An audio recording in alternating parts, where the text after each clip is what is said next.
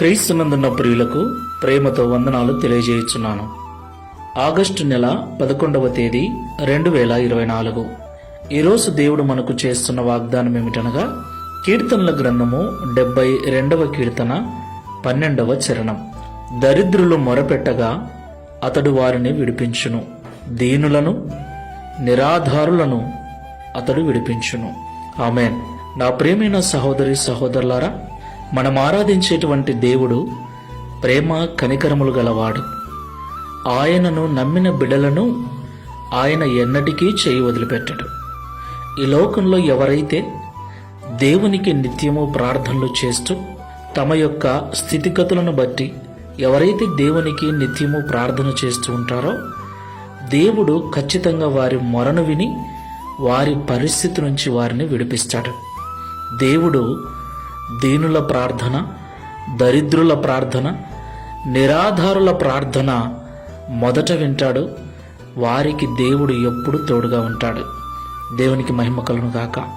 ఈ మాటలు వింటున్న ప్రియ సహోదరి సహోదరుడా, ఎవరూ లేరని, ఎవరూ పట్టించుకోలేదని, స్థితి సరిగ్గా లేదని, అన్ని విధాలుగా ఇబ్బందులు పడుతున్నానని బాధపడకు.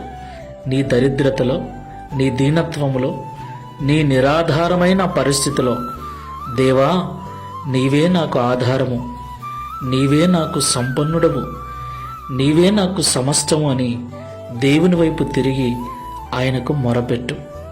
నిశ్చయముగా ఆయన నీ మొర అంగీకరించి నీ స్థితిని మార్చి నీకు ఆధారమై నిలుస్తాడు. ప్రార్థన చేసుకుందాం.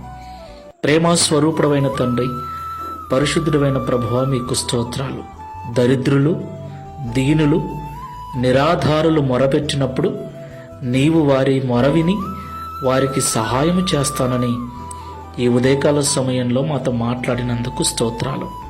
ఈ ప్రార్థనలో ఏకీభవిస్తున్న వారిలో అలాంటి పరిస్థితిలో ఎవరైనా ఉన్నట్లయితే, ఇక ఈ లోకంలో దేవుడే నాకు దిక్కు, ఆయనే నాకు సహాయకుడు, ఆయన తప్ప నా స్థితిని ఎవరూ మార్చలేరని నీ వైపు ఆశతో ఎదురు చూస్తున్నారో, వారి యందు దయ ఉంచి కనికరించి వారి ప్రార్థన విజ్ఞాపనలు విని వారి యొక్క మొర ఆలకించి వారికి ఆధారమై ఈ దిన వాగ్దానమును మా అందరి జీవితంలో నెరవేర్చి మీ నామమును మహిమపరుచుకునమని యేసుక్రీస్తు వారి శ్రేష్టమైన నామములో ప్రార్థించి వేడుకుంటున్నాము తండ్రి.